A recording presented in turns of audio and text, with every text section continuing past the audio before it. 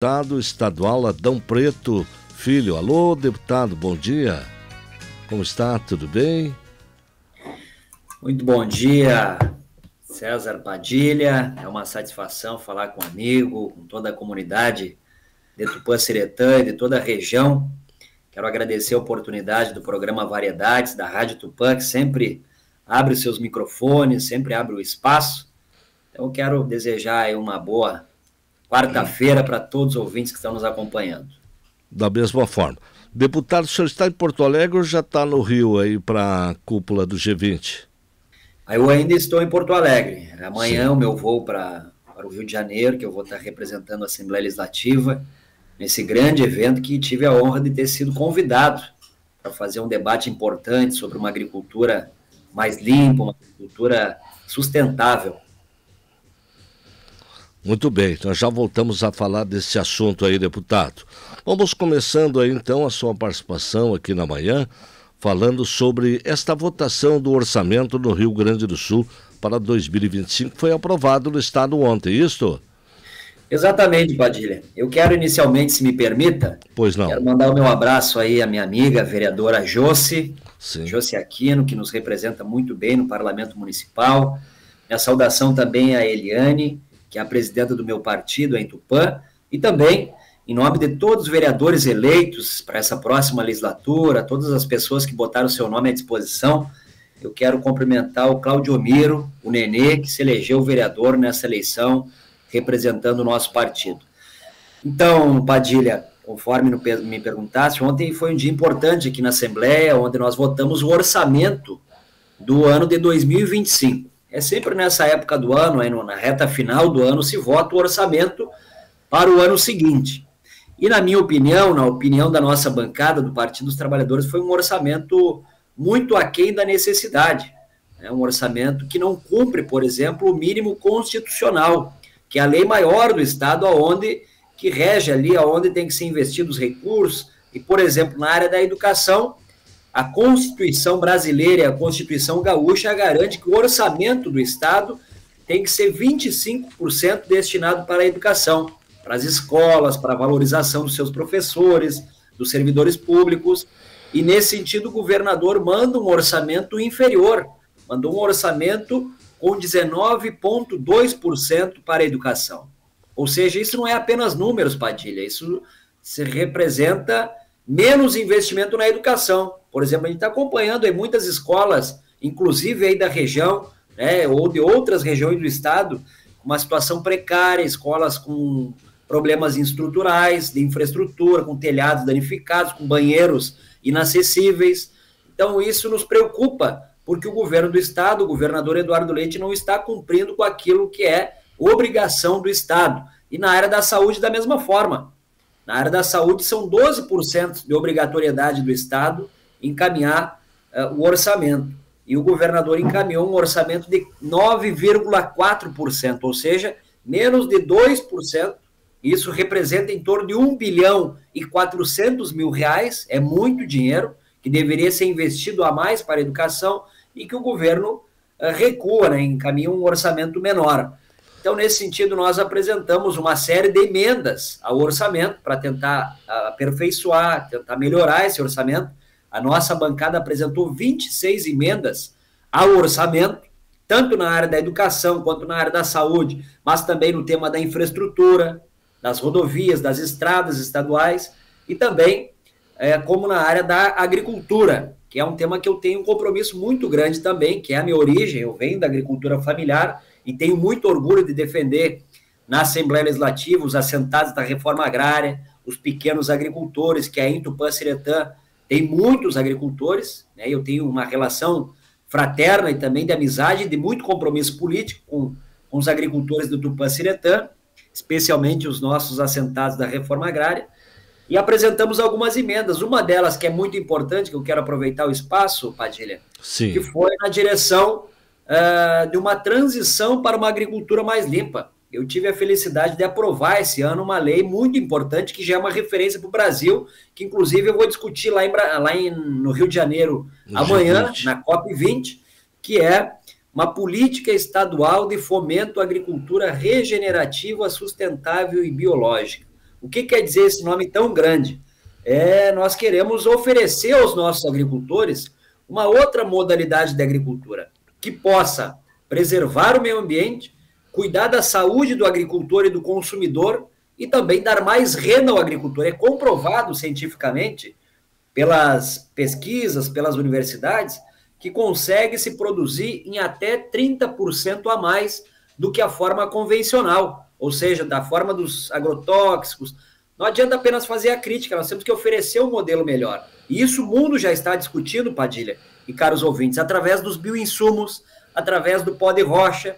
Tem outras tecnologias que podem oferecer mais renda ao agricultor, baratear o custo de produção e também preservar o meio ambiente, como eu disse, e também o cuidado com a saúde do agricultor e do consumidor. Nós estamos vendo, Padilha, o alto índice de câncer no Brasil e no Rio Grande do Sul está diretamente ligado com o abuso excessivo do agrotóxico. Isso não é o Adão Preto que está dizendo, isso são a ciência, são pesquisadores que estão preocupados com essa situação, então nós temos que oferecer uma outra alternativa, e nesse sentido que nós aprovamos na Assembleia, já temos uma lei garantindo, que já serve de modelo para o Brasil, como eu disse. 6 estados já pediram cópia desse projeto, que foi apresentado por minha autoria, e também, agora no orçamento, nós apresentamos emendas para que tenha recurso, para que o governo do estado possa incentivar, seja na área de linhas de crédito com juros menores, mas também que tenha uma assistência técnica. A Emater, outras assistências técnicas, tenham essa orientação de orientar os nossos agricultores a fazer essa mudança. A gente sabe que não é fácil, não é do dia para a noite. Uma mudança de cultura leva muitas vezes dias e meses e anos, inclusive, mas tem que ter um pontapé inicial. E eu fico muito contente de ter feito a apresentação desta lei, desse projeto, que agora é uma lei, e nós apresentamos emendas, mas infelizmente o governo do estado votou um requerimento de preferência do texto e acabou derrubando todas as nossas emendas. Mas ficou o compromisso do governo do estado ter um olhar, ter uma sensibilidade. Eu espero que eles nos atendam. No geral, como é que o senhor entende assim, este orçamento para 2025? Teve muitos pontos polêmicos aí, deputado?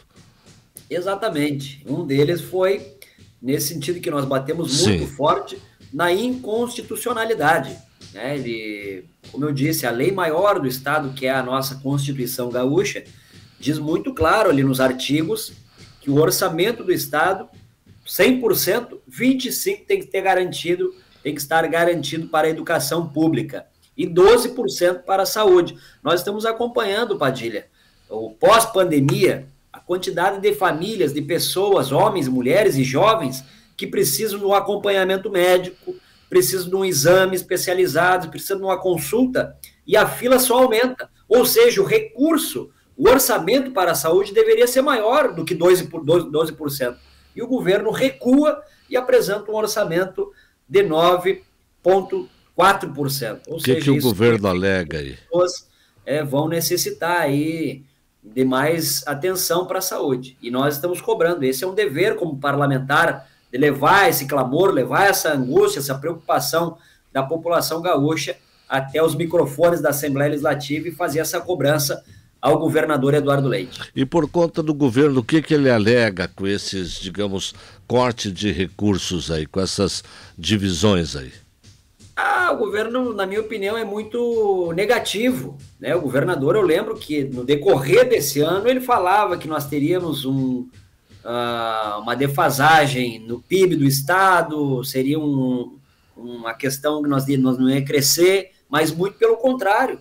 O governo do estado, o orçamento geral, o PIB do Rio Grande do Sul cresceu nesse primeiro semestre do ano. E agora no segundo, provavelmente em dezembro, vai sair um outro levantamento, vai mostrar que o estado cresceu, porque aqui nós temos um povo trabalhador, nós temos um povo que acorda cedo, que dorme tarde, e que também teve um auxílio, teve uma ajuda do governo federal, né? Vocês lembram na enchente, nessa situação difícil que o nosso estado enfrentou, teve uma mão pesada do governo federal do presidente Lula, teve uma atenção muito importante, seja com o auxílio reconstrução, foram centenas, milhares de pessoas que receberam aquele valor dos R$ 5.100, isso ajudou na economia, porque essa população gastou no comércio local, ela não guardou embaixo do colchão esse dinheiro.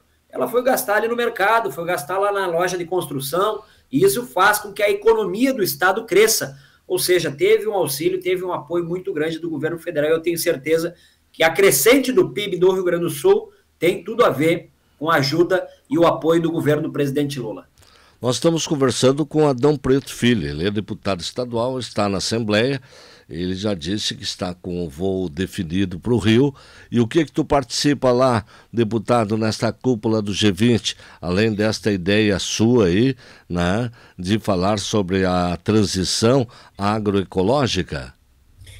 Muito bem, Padilha, eu tive a felicidade de receber um convite do governo federal para participar desse grande evento. Imagina, é a cúpula do G20, são as principais economias do mundo, os 20 países com a potência mundial, e que o Brasil faz parte, que vai gerenciar, vai coordenar esse encontro para muitos debates sobre o tema do clima, sobre o tema da transição para uma agricultura mais limpa, como eu disse, e é por isso que eu fui convidado, certamente, e eu vou ter a oportunidade de falar sobre essa lei que nós aprovamos aqui na Assembleia Legislativa e que já é uma referência para muitos estados e também para o governo federal. Então eu vou ter essa felicidade de falar, poder oferecer para os nossos agricultores esta legislação viável economicamente e também sustentável, porque nós temos que fazer esse debate muito franco, Padilha e caros ouvintes. Essa mudança climática, essa emergência climática, ela não é obra de Deus,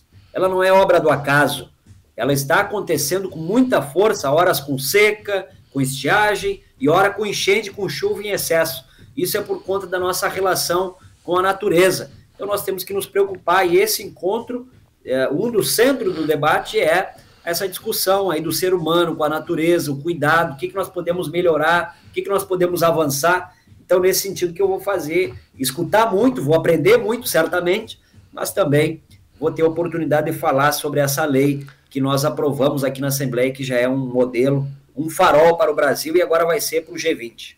A ministra do Meio Ambiente e Mudança do Clima, do seu partido, Marina Silva, né, da composição aí partidária, afirmou já que a COP30 vai ser a COP das COPs.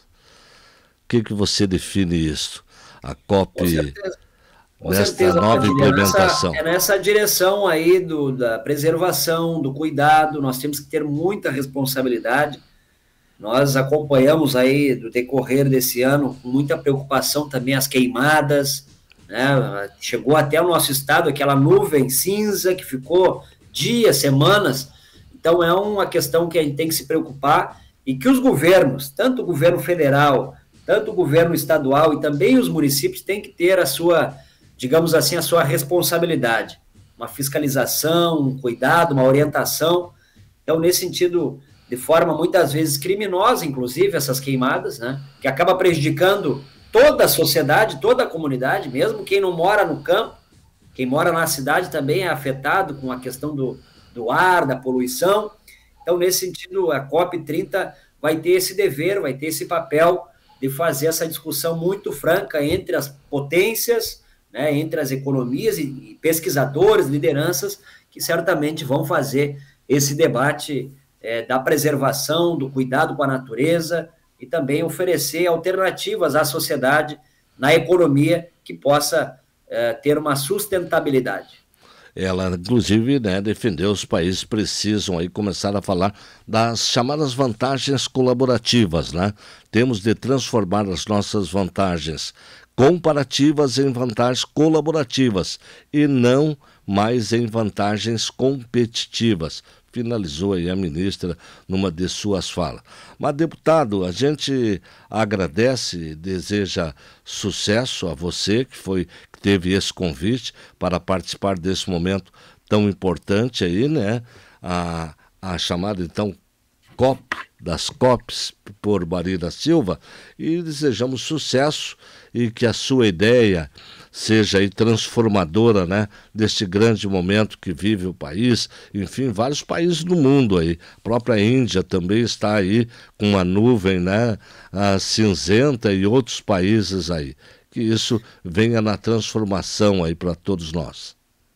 Padilha, muito obrigado mais uma vez pela oportunidade. É uma satisfação falar contigo, com toda essa audiência.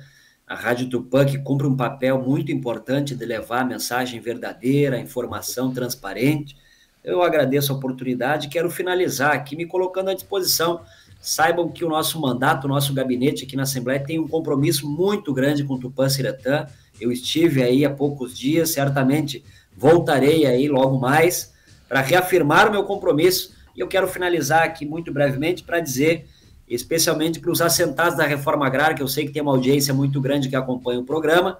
Nós participamos intensamente aí junto ao INCRA, ao governo federal. Eu estive em Brasília por 2 vezes falando com o presidente nacional do INCRA, César Aldrich, que inclusive é gaúcho, e que vai sair em virtude da situação que o nosso estado enfrentou nesse último período, com seca, com estiagem, agora com chuva em excesso. Vai sair um apoio, uma linha aí, um programa do governo federal do INCRA, e muitas famílias de Tupã-Ciretã vão ser beneficiadas, né, com esse projeto, que é no valor de R$16 mil por família, para reorganizar a questão produtiva. E eu falei com o presidente do INCRA na semana passada, ele disse: Adão, está prestes, já estamos em tratativas com os bancos para encaminhar aí a lista das famílias beneficiadas. Então, Tupã-Ciretã vai ser contemplada com muitas famílias e que vai ajudar na economia local também, porque certamente essas famílias assentadas da reforma agrária, meus amigos, companheiros, que eu tenho muito orgulho, vão injetar esse valor aí na economia também local. Então, um abraço e trago essa boa notícia e contem sempre comigo aqui na Assembleia Legislativa. Da mesma forma, um abraço, deputado Adão Preto Filho, deputado estadual. Bom dia para você. Estamos com variedades. Agora são 9h25. 9h25. Vamos fazer um intervalo e eu volto com variedades.